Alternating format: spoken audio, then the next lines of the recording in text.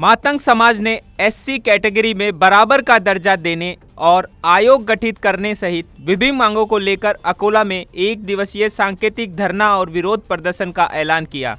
यह धरना जिला मुख्यालय पर दिया जाएगा। 1 ऑगस्ट 2024ला माननीय सुप्रीम कोर्टाच्या 7 खंडपीठीय न्यायालयाने अनुसूचित जातीच्या वर्गीकरणासंदर्भात एक महत्त्वपूर्ण निर्णय दिला आहे।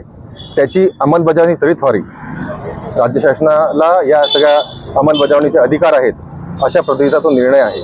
आणि आमची राज्य शासनाला अशी मागणी आहे की या ठिकाणी राज्य शासनाच्या माध्यमातून अनुसूचित जाती वर्गीकरणासाठी एक न्यायालयीन आयोग स्थापन झाला पाहिजे, ज्याच्या माध्यमातून इम्पिरिकल डाटा गोळा होऊन त्याची अंमलबजावणी ही महाराष्ट्राच्या अनुसूचित जातीच्या सर्व घटकांना न्याय देण्यासाठी होईल।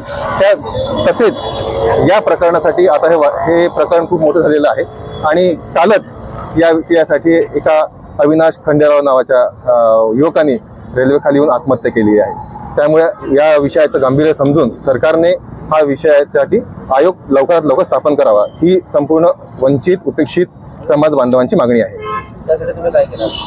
त्यासाठी आम्ही आज माननीय जिल्हाधिकाऱ्यांच्या मार्फत माननीय मुख्यमंत्री एकनाथजी शिंदे साहेबांना आम्ही निवेदन देतोय आणि जर आमच्या मागण्या लवकर पूर्ण झाल्या नाही तर आम्ही याला आक्रमक रूप देऊ।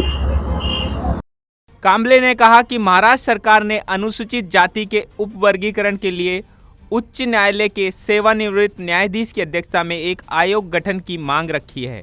इसके अलावा सटीक अनुभवजन्य डेटा तैयार करके मराठा आरक्षण उपवर्गीकरण शुरू करने की बात उन्होंने कही। समाचार desk DC news India, Akola.